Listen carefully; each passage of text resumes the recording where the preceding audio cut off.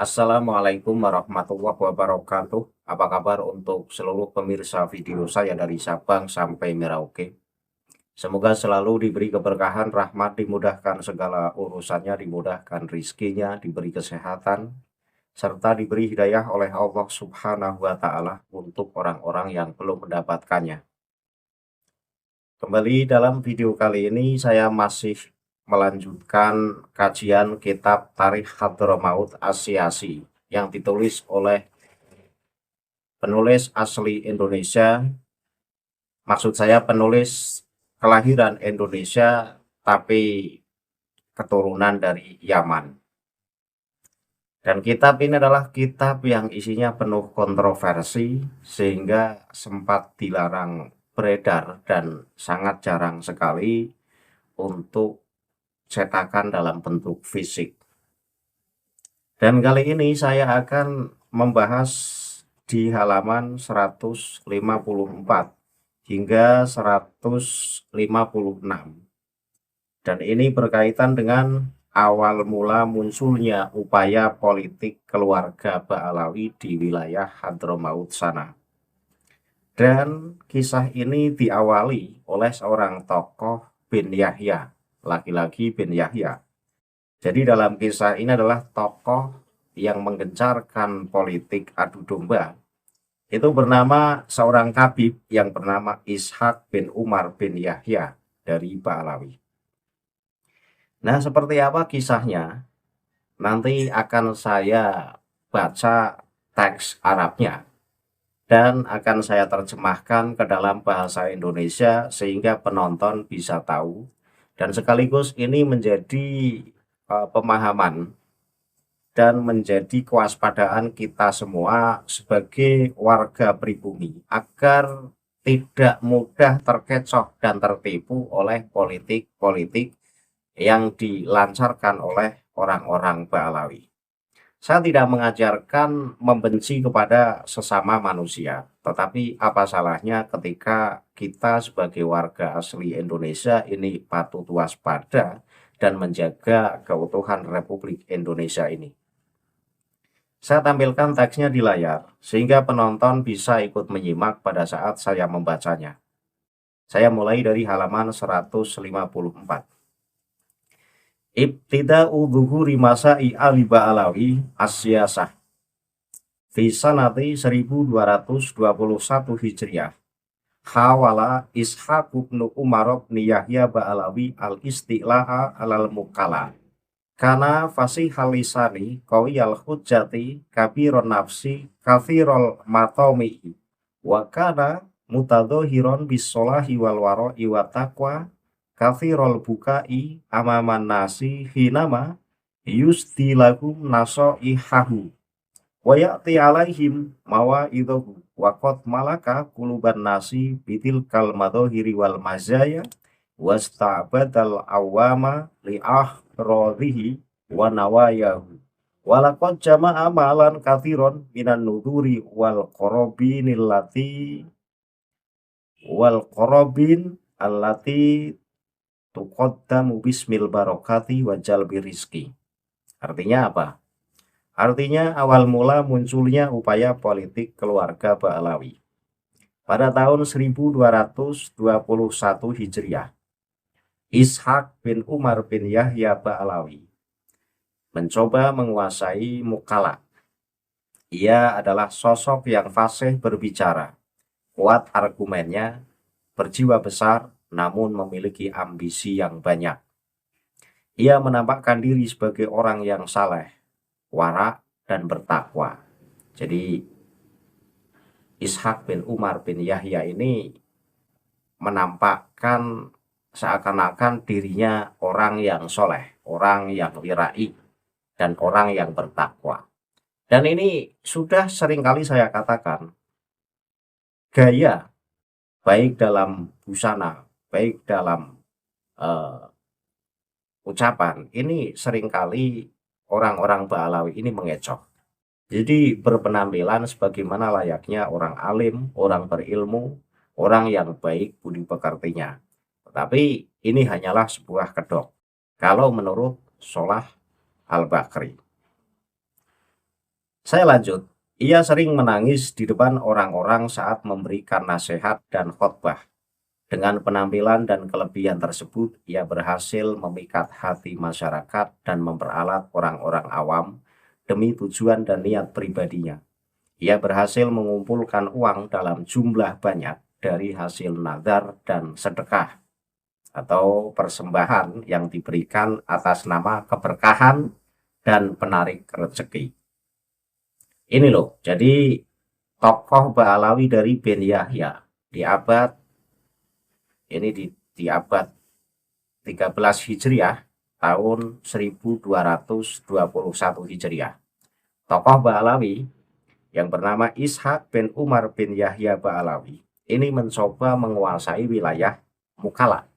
Lah, strategi yang dipakai oleh Ishak ini tidak memakai peperangan, lagi-lagi memakai tampilan gaya ulama, menampakkan seakan-akan dirinya orang yang bertakwa, menampakkan seakan-akan dirinya orang yang soleh.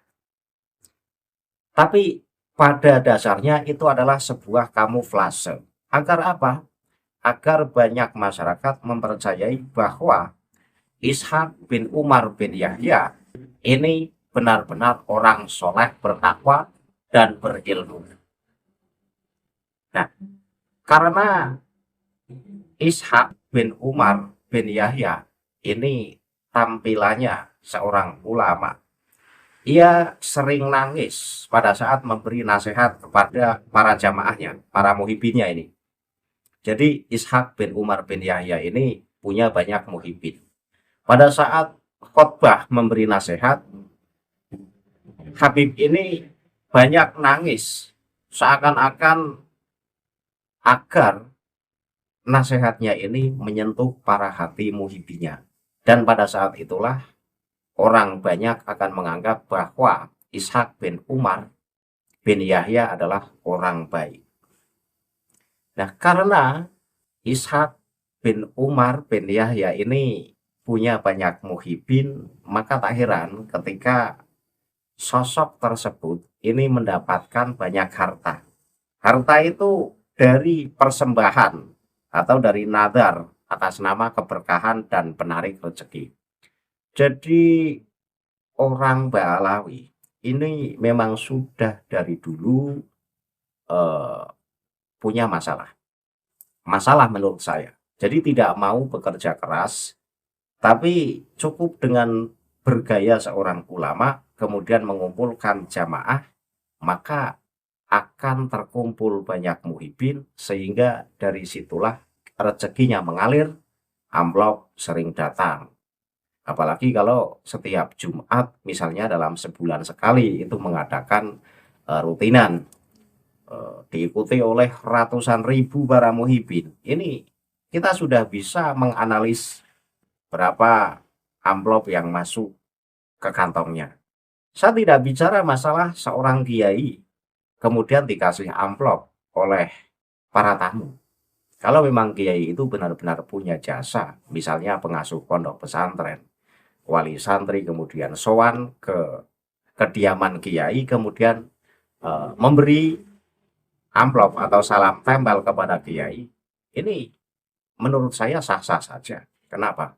Karena seorang kiai memang punya jasa besar terhadap mendidik generasi muda. Waktunya dihabiskan untuk memperjuangkan pendidikan generasi muda.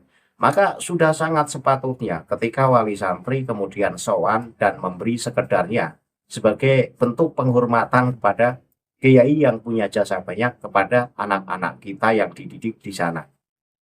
Tetapi masalahnya, orang-orang Ba'alawi ini boro-boro mendidik.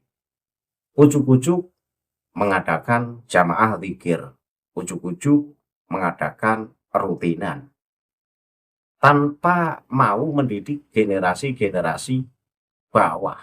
Jadi santri-santrinya itu orang-orang tua. Setiap kali rutinan, banyak yang memberi amplop. Sementara kiai-kiai kampung, guru ngaji yang ngajar alibak taksa, ini seringkali terabaikan. Seringkali tidak mendapat perhatian. Dan mereka cukup dengan mengumpulkan muhibin. Ini mengalir amplop ke kantongnya.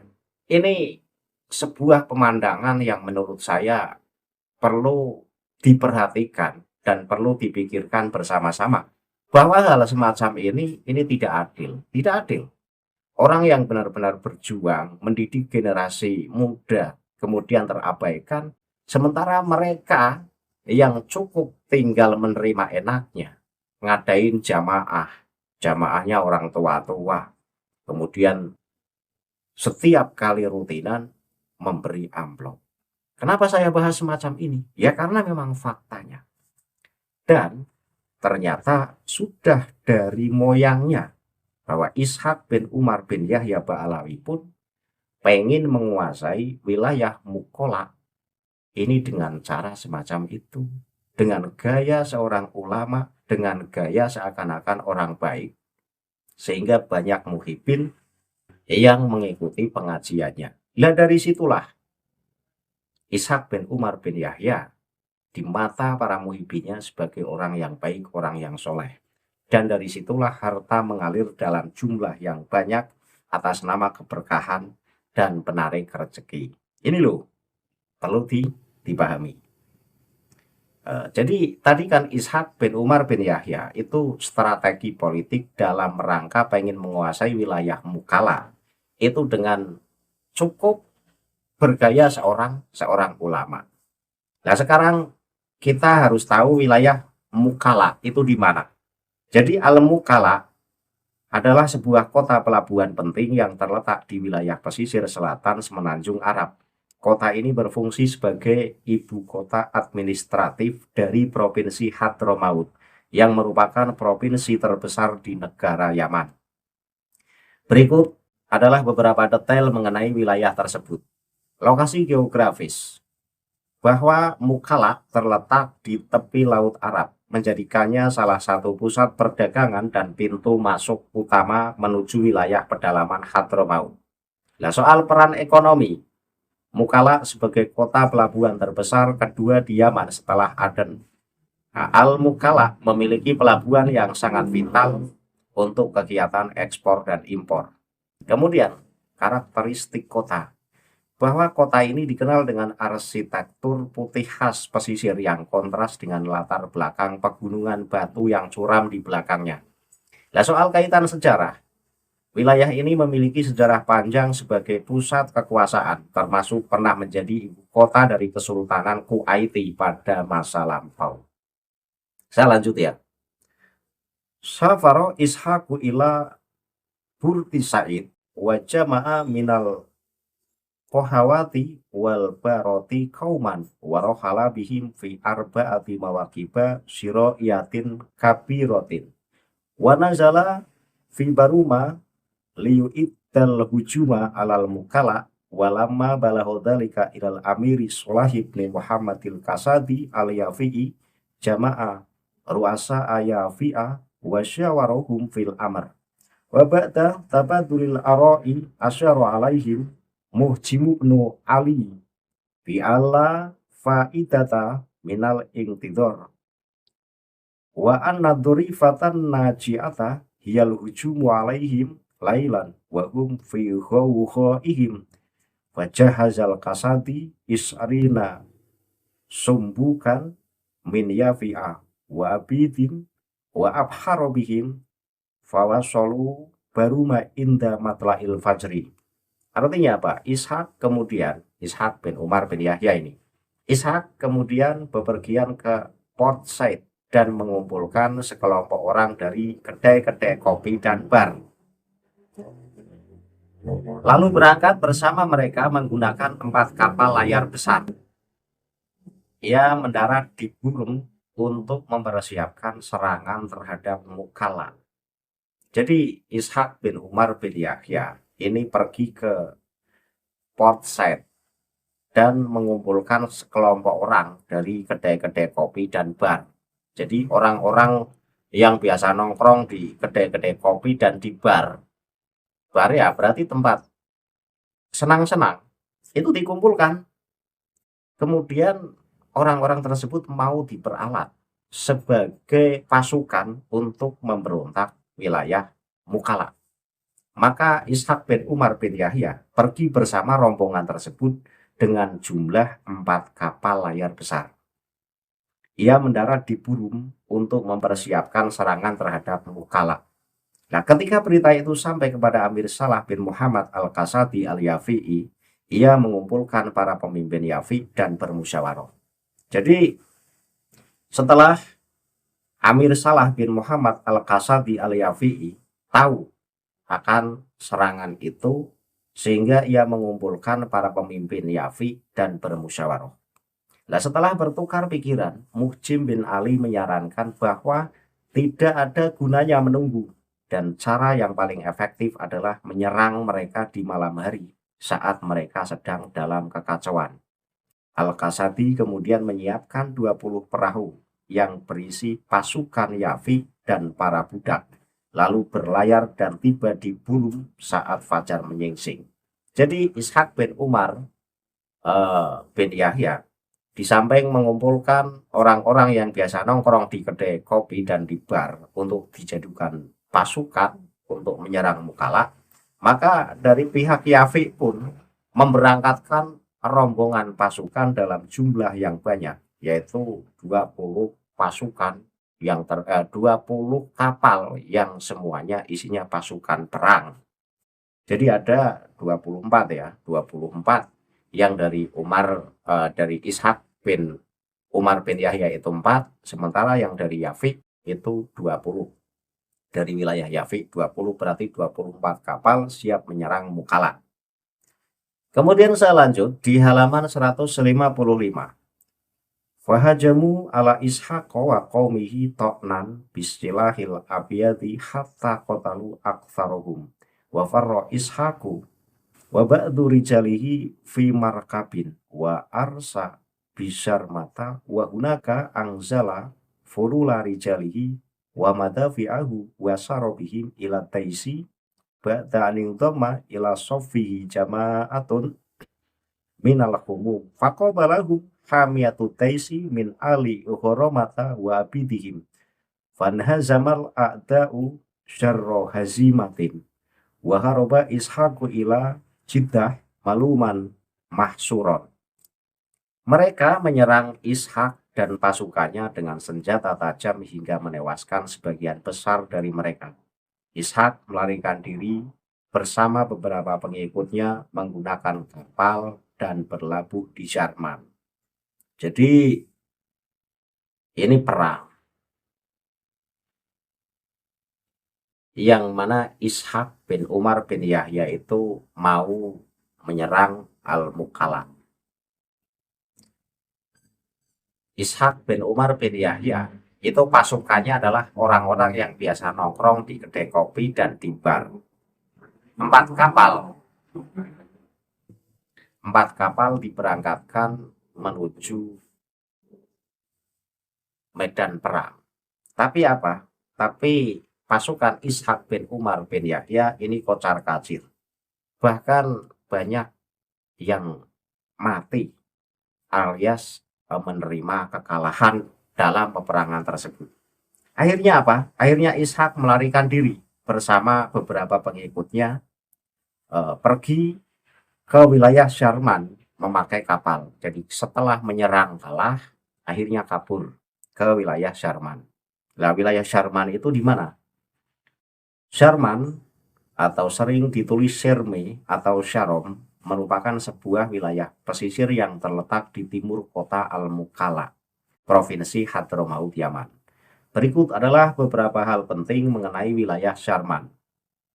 Jadi lokasi strategis, Syarman berada di garis pantai Laut Arab.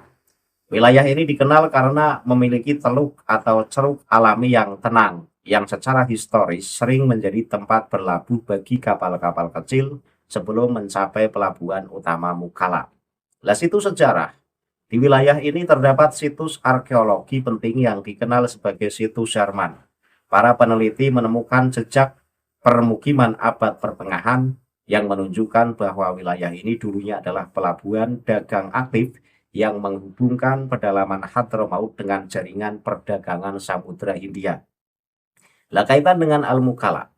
Karena letaknya yang sangat dekat, hanya beberapa kilometer ke arah timur, Sharman sering dianggap sebagai bagian dari wilayah penyangga atau perluasan dari distrik Mukalla. Wisata alam bagi penduduk lokal, pesisir Sharman juga dikenal karena keindahan garis pantainya yang masih alami. Lah seringkali menjadi tujuan untuk kegiatan memancing atau sekedar menikmati pemandangan laut. Saya lanjut ya. Di sana ia menurunkan sisa-sisa pasukannya serta meriam-meriamnya, lalu bergerak menuju Addis setelah bergabung dengan kelompok dari suku Al-Humum. Namun mereka dihadang oleh penjaga Addis dari keluarga Al-Kharomah dan para budak mereka. Musuh pun kalah telak dan Ishak melarikan diri ke Jeddah dalam keadaan tercela dan penuh penyesalan. Jadi Ishak bin Umar bin Yahya bersama pasukannya ini menyerang wilayah Mukalla. Tetapi justru dibantai habis, akhirnya kabur ke wilayah Sharman. Nah, setelah kabur ke wilayah Sharman, ia kemudian pergi menurunkan sisa-sisa pasukannya dan persenjataannya ke wilayah Addis dan bergabung dengan kelompok Al-Humum. Tapi apa? Tapi justru makin dibantai. Habib Ishak bin Umar bin Yahya ini justru dibantai di sana, bahkan terkalahkan secara telak di sana. Akhirnya Ishak bin Umar bin Yahya ini tercela dan penuh penyesalan. Jadi seorang yang dengan penampilan ulama, yang dengan penampilan seorang yang soleh dan takwa, ini punya strategi licik dalam menguasai wilayah Mukalla. Terbukti mereka mengumpulkan pasukannya itu dari kedai-kedai kopi dan dari bar untuk dijadikan senjata untuk menambah kekuatannya. Nah ini seperti organisasi bikinan para kabib yang ada di Indonesia kan begitu. Jadi para anggotanya itu ya isinya kurang lebih orang-orang dari situ. Nah ini kan tujuannya hanya untuk memperkuat posisinya saja.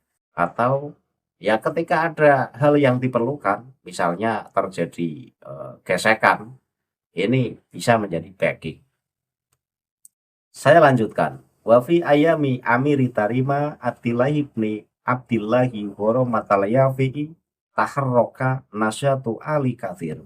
Wang tasyarat dakwatuhum wattasa'a nitokuha wakana nabilu Abu Dubnu Salim al-Kathir wa huwa min a'dami rijalati ali kathirin wa aktsarihim saja'atan wa ikdaman yakumu bi a'dami kistin minat diayatini qaumihi biwasitati Muhsin ibni Alawi as-Sofi ba'alawi wa Abdillah ibni Umar ibni Yahya ba'alawi wa Ja'far ibni Syaihi Saqafi ba'alawi. Nah kemudian pada masa pemerintahan Amir Tarim Abdullah bin Abdullah Khoroman al-Yafi'i, aktivitas keluarga Al-Kathiri mulai bergerak. Dakwah mereka menyebar dan pengaruhnya meluas. Sosok bangsawan Abud bin Salim al-Kathiri, salah satu tokoh terbesar Al-Kathiri yang paling berani dan gigih, melakukan propaganda besar-besaran untuk kaumnya melalui perantara Muhsin bin Alwi Asy-Syafi' Ba'alawi. Kemudian Abdullah bin Umar bin Yahya Ba'alawi dan Ja'far bin Syekh As-Saqaf Ba'alawi. Jadi sosok bangsawan yang bernama Abud bin Salim al-Kathiri ini melakukan gerakan propaganda untuk menghancurkan Al-Kathiri. Tetapi ia memakai tangan orang lain. Yang dipakai adalah orang-orang Ba'alawi. 3 orang yang tadi saya sebut itu orang-orang yang dijadikan alat untuk melakukan politik adu domba. Tujuannya apa? Ya tujuannya untuk menghancurkan pemerintahan Al-Kathiri. Ya setelah pemerintahan Al-Kathiri hancur, maka pada saat itulah orang-orang yang punya ambisi besar itu akan meraih posisi strategis. Ini ya kayak di Indonesia. Kayak di Indonesia juga semacam itu. Politik-politik semacam itu seringkali dipraktekkan. Wa kana haula'i wa man yalhaqu bihi min ali faqihin wa ali sibaya yatadhaharuna amama yafi'a bis shadaqati wal wala wa husnil ma'syari wa kanu rohalina baina tarima wasiuna wasibama wa mulhaqatiha wa hinama ya'tuna tarima yang ziluna duyufan fi qasril amiri abdil qawi khuramatal yafi wa yastalimuhumul amiru wa yahtafi bihim tifa'an adiman wa yukrimuhum ikraman hatimiyan. Orang-orang ini maksudnya orang Ba'alawi dan mereka yang bergabung dari keluarga Faqih dan keluarga Sibaya berpura-pura menunjukkan persahabatan, loyalitas, dan sikap baik di hadapan kaum Yafi. Mereka sering bepergian di antara Tarim, Sihon, Sibam, dan wilayah sekitarnya. Ketika mereka datang ke Tarim, mereka menginap sebagai tamu di istana Amir Abdul Qawi Khuraman al-Yafi'i. Sang Amir menyambut mereka dengan sangat baik dan memuliakan mereka dengan keramahan yang luar biasa. Nah ini ya, jadi orang-orang Ba'alawi ini bergabung, orang-orang Ba'alawi dan mereka yang bergabung dari keluarga Faqih ini pura-pura menunjukkan persahabatan, pura-pura menjadi orang baik, pura-pura menjadi seorang pendukung kepada kaum Yafi. Padahal itu mata-mata, dia pengen merusak wilayah Yafi dengan cara dari dalam. Sehingga apa? Sehingga orang-orang Ba'alawi dan rombongannya ini bisa bertamu di istana Amir Abdul Qawi Khuraman al-Yafi. Dan di sana disambut oleh amirnya dengan sambutan yang sangat baik dan penuh penghormatan. Jadi tamu yang berlagak sebagai sahabat. Ternyata ini mata-mata. Jadi pura-pura baik. Padahal dia pengen menjadi mata-mata dan pengen tahu sejauh mana kekuatan Yafi. Kemudian wa yatadhaharu haula'i amamahu bil wala'i lahu wa liqaumihi wa yakhuttuna min qadri ali kathirin wa yarmunahum bidhafi wa takhaduli liyusabbitu himmatahu wa yuhinu ghazmahu wa yuhimu azmahu wa yumitu fihi ruhal harakati wan nasyati wa kanal amiru ya'khudhu kalamahum an husni niyatin wa safai sariratin wala ya'lamu anna ulaika duyufa a'da'un fi syakli asdiqa wa di'abun fi surati humlanin wa kadzalika ya'malu ha'ula'il jawasisu fi si'un wa sibam wa yastatli'una asrara yafi'ah wa maknunatihim fa idzan tahau min muhimmatihim adu ila ali kafirin wa qaddamu ilaihim baramija a'malihim wa tasaisihim. Di hadapan Amir mereka menampakkan kesetiaan kepadanya dan kaumnya sambil merendahkan martabat keluarga Al-Kathiri dan menuduh mereka lemah serta pengecut. Tujuannya adalah untuk mematahkan semangat sang Amir, melemahkan tekadnya, serta mematikan jiwa pergerakan dan aktivitasnya. Sang Amir menerima perkataan mereka dengan niat baik dan hati yang bersih, tanpa menyadari bahwa para tamu tersebut adalah musuh yang berkedok teman, ibarat serigala berbulu domba. Para mata-mata ini juga melakukan hal yang sama di Si'un Sibam untuk mengintai rahasia-rahasia kaum Yafi. Nah, setelah menyelesaikan tugas mereka, mereka kembali ke keluarga Al-Kathiri untuk menyampaikan program kerja dan rencana rahasia mereka. Jadi rombongan Ba'alawi dan para pengikutnya ini mencoba bertamu ke istana Yafi. Di sana disambut oleh Amir dengan sambutan yang sangat meriah. Mereka Ba'alawi dan rombongannya itu berlagak seorang sahabat, berlagak seorang loyalis. Padahal niatnya adalah menyelidiki. Niatnya di sana menyelidiki, kemudian menjelek-jelekkan Al-Kathiri. Padahal itu orang yang mendukung Al-Kathiri. Tetapi ketika masuk ke Amir, penguasa wilayah Yafi, itu justru menjelek-jelekkan Al-Kathiri, serta meremehkan Al-Kathiri tentang kekuatannya. Sehingga apa? Sehingga pemimpin Yafi ini percaya bahwa Al-Kathiri itu tidak ada apa-apanya. Al-Kathiri itu adalah wilayah yang lemah, tidak punya kekuatan apapun. Nah, dengan begitu kan nanti Yafi mudah diserang setelah dikasih tahu oleh rombongan Ba'alawi yang ternyata mata-mata dari Al-Kathir. Setelah rombongan Ba'alawi yang dikomandoi oleh Ishak bin Umar bin Yahya itu misinya berhasil, ia kembali ke wilayah Al-Kathiri dan menyampaikan apa-apa yang didapat dari pengintaian di sana. Kemudian mereka merumuskan program untuk menghancurkan Al-Yafi. Jadi pura-pura menjadi sahabat Al-Yafi, loyalis Yafi, tapi tujuannya menjadi mata-mata untuk mengetahui seberapa kekuatan lawan. Kemudian saya lanjut. Walakot maldot ala tilkal hali sanawatun intasyarat fi hilaliha di ayatu ali kathir wasaro zaimu Abu Dubnu Salim al-Kathiri ila ghorbi hadramauta wa ta'ahada ma'al awaliki wal qurbi ala sodakoti liyasta'ina bihim inda darurat. Walakot asbahat tarimu fi mauqifin harijin jidan walakinna ukhara mata lam ya'khud jidrahu birrohmi an kathrati tambihati ba'di ali tamimin lah wa nasaihi allati yusdunaha nahwahu liyakuna ala stiqdadin lima asahi ayah dusa minat tawari. Keadaan ini berlangsung selama bertahun-tahun, di mana selama kurun waktu tersebut propaganda Al-Kathiri menyebar luas.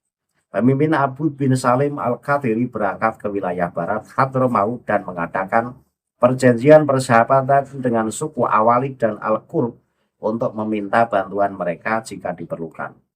Kota Tarim pun berada dalam posisi yang sangat kritis.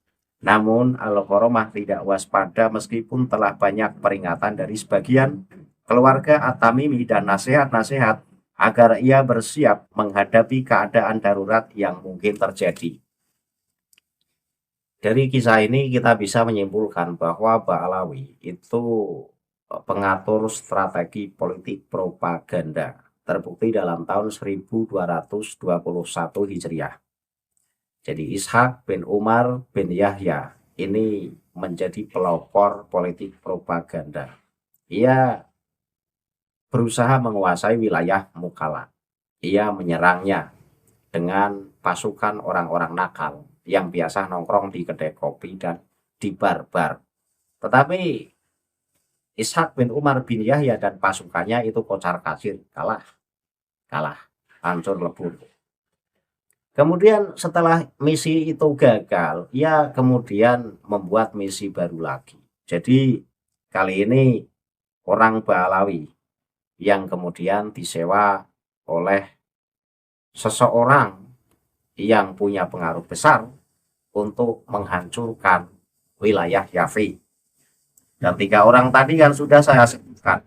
Jadi ada 3 orang dari Ba'alawi yang di situ melakukan politik adu domba. Setelah tadi Ishak bin Umar bin Yahya itu gagal dalam menghancurkan Mukalla, ini ada lagi seseorang yang menjadi alat untuk mengatur politik adu domba, yaitu ada Muhsin bin Alwi Asyafi Ba'alawi, kemudian Abdullah bin Umar bin Yahya Ba'alawi, dan Ja'far bin Syekh As-Saqqaf Ba'alawi.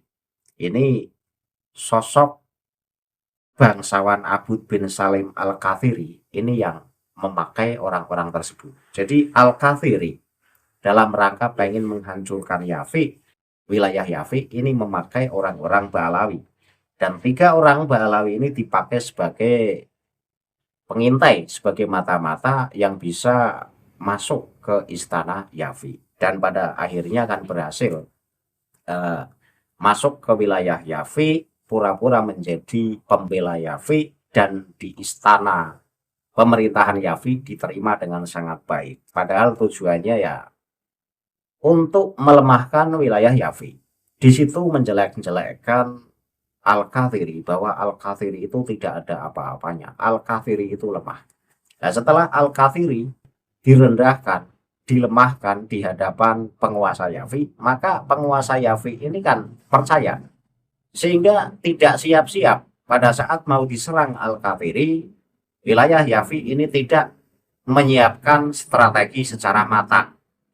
Ya pada akhirnya kan diserang beneran, diserang oleh wilayah Al-Kathiri yang dipelopori oleh 3 orang Ba'alawi tersebut. Nah, dari kisah ini ya kita bisa mengambil satu pelajaran. Di Indonesia ini ada organisasi besar yang namanya Nahdlatul Ulama. Nahdlatul Ulama di situ banyak diisi oleh orang-orang berhaplok grup G. Saya sangat khawatir ketika orang-orang tersebut pun punya misi yang sama seperti Ishak bin Umar bin Yahya, atau punya misi yang sama seperti 3 orang Ba'alawi tadi yang disewa oleh penguasa Al-Kathiri. Ia masuk ke wilayah Nahdlatul Ulama, ia pura-pura pengikut setia Nahdlatul Ulama. Dengan begitu banyak kaum Nahdliyin dan pemimpin-pemimpin Nahdliyin dari pribumi ini percaya bahwa mereka itu pembela Nahdlatul Ulama, bahwa mereka itu loyalis. Tapi saya sangat khawatir ketika kemudian mereka-mereka itu justru merongrong NU dari dalam. Karena kekuatan Indonesia ini ada di organisasi NU. Ketika NU hancur, maka hancurlah Indonesia. Maka untuk petinggi-petinggi NU, dari melihat sejarah di tahun 1221 yang terjadi gejolak antara Al-Kathiri dan Yafi ini, setidaknya ini bisa menjadi pelajaran, menjadi pengingat bahwa kita jangan terlalu mudah kepada pendatang yang pura-pura baik di sini. Jangan-jangan mereka itu pura-pura baik, tapi tujuannya untuk menghancurkan negara ini. Tujuannya untuk menguasai negara ini. Dan untuk menghancurkan negara ini ya pura-pura baik. Masuk ke tubuh organisasi yang paling besar. Ya setelah masuk ke tubuh organisasi yang paling besar, maka rusak atau dirusak dari dalam. Setelah dirusak dari dalam dan dikuasai mereka, ya akhirnya Indonesia pun ada dalam cengkeraman orang-orang berhablok grup G. Jadi kesimpulannya apa? Kesimpulannya dari pembahasan kemarin, ini sudah ketahuan orang-orang Ba'alawi dalam melampiaskan hajat ambisinya. Ini memang tidak memakai tangannya sendiri. Jadi memakai tangan orang lain. Ia mengatur strategi politik propaganda. Mengadu domba. Tapi yang dipakai itu orang lain. Biarkan mereka bertumpah darah. Ba'alawi cukup ngatur saja. Ba'alawi cukup duduk manis saja. Dan ini ada dalam kitab Tarikh Hadramaut Asy'asy'i. Mereka memang licik, mereka memang pintar dalam mengatur strategi. Sekali lagi untuk para petinggi Nahdlatul Ulama, waspadalah dan hati-hatilah. Saat ini NU sudah banyak diduduki oleh orang-orang dari Ba'alawi. Mereka menjadi pimpinan pusat. Mereka seakan-akan loyalis kepada NU. Tapi ya ajaran-ajaran Ba'alawi bisa kita lihat. Mereka ada di dalam NU. Mereka ngakunya orang NU, tapi dengan orang NU pribumi itu sering gak akur. Dengan kiai-kiai pribumi saja kan sering menghina, merendahkan. Mereka merasa klan yang paling mulia.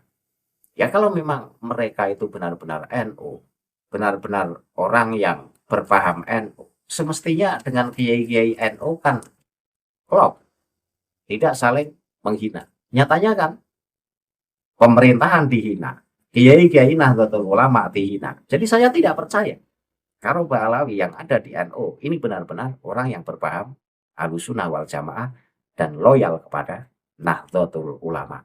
Maka untuk para petinggi Nahdlatul Ulama, hati-hatilah dan waspada dengan orang-orang dari golongan Khatib yang ada di tubuh organisasi NU.